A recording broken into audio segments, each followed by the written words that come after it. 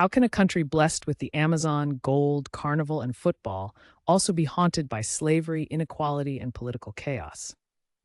Brazil is beauty and brutality, its rhythm and rebellion.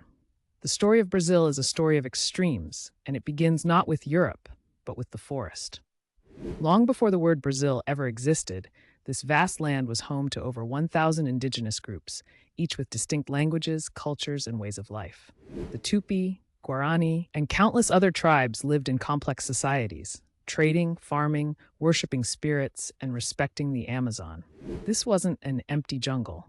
It was a civilization in harmony with nature, with medicine, agriculture, and sophisticated oral traditions. But in 1500, everything changed. In April 1500, Pedro Álvares Cabral landed on Brazil's shores under the Portuguese crown. Brazil was claimed without resistance, at first. The Portuguese called the land Terra de Vera Cruz, land of the true cross. But eventually they named it Brazil, after the red Brazilwood trees exploited for dye. The early 1500s saw indigenous slavery, epidemics, and violent clashes. But it was only the beginning. By the 1530s, Portugal began building permanent colonies, dividing Brazil into captaincies and planting the seeds of sugarcane monoculture. Brazil's tropical coastline was perfect for sugar, and sugar was Europe's white gold. But it was brutal. To fuel sugar production, the Portuguese turned to African slavery. Over the next 3 centuries, more than 4 million enslaved Africans were brought to Brazil, more than any other country in the Americas. In 1807, fleeing Napoleon's invasion of Portugal, the Portuguese royal family sailed to Brazil, making Rio de Janeiro the capital of the Portuguese Empire. For the first time in colonial history, the colony ruled the mother country. In 1822, the king's son, Dom Pedro I, declared Brazil's independence with the famous cry, Independencia ou morte, independence or death. But instead of a republic, Brazil became a constitutional monarchy, a unique path compared to its neighbors. These enslaved people built the economy, lived in horror, but also planted the seeds of Brazil's culture through music, religion, like candomblé, and resistance. In the late 1600s, explorers, bandeirantes, discovered gold in Minas Gerais. This triggered a massive gold rush. Cities like Ouro Preto boomed. Portugal drained Brazil's riches to fund its empire. But the gold also funded cathedrals, universities, and even slave revolts.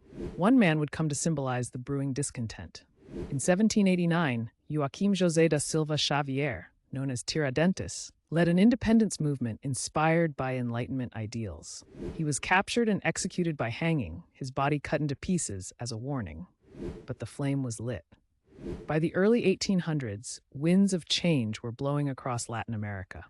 Under Dom Pedro II, Brazil saw expanding railroads, European immigration, coffee booms, literary and artistic flowering.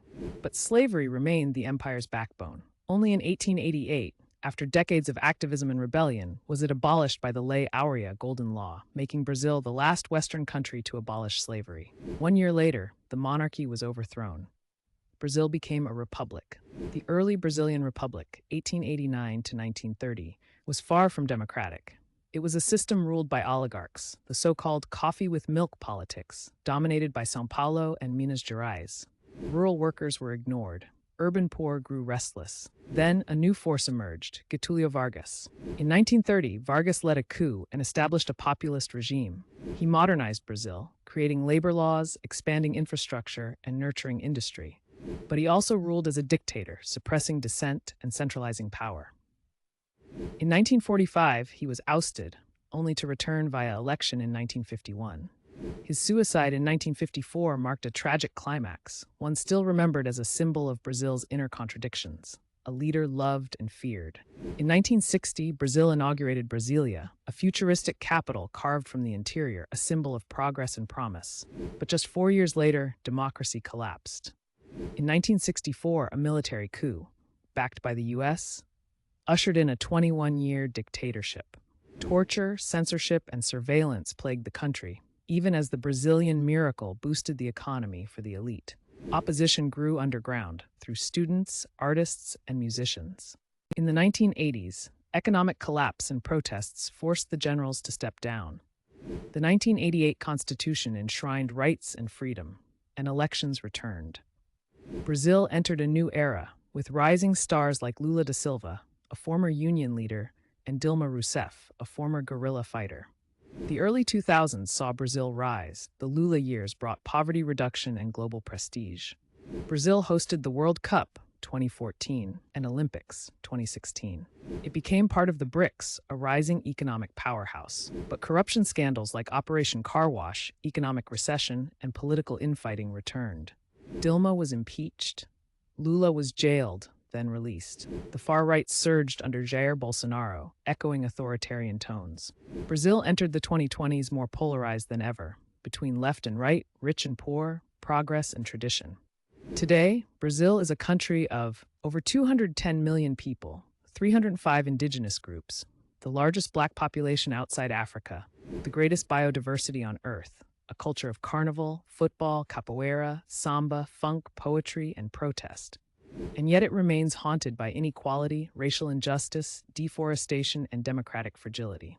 Brazil is a nation built on ashes and gold, on the bones of the enslaved, the dreams of revolutionaries, and the rhythm of survival. It's a country where the past never truly sleeps, and the future remains unwritten.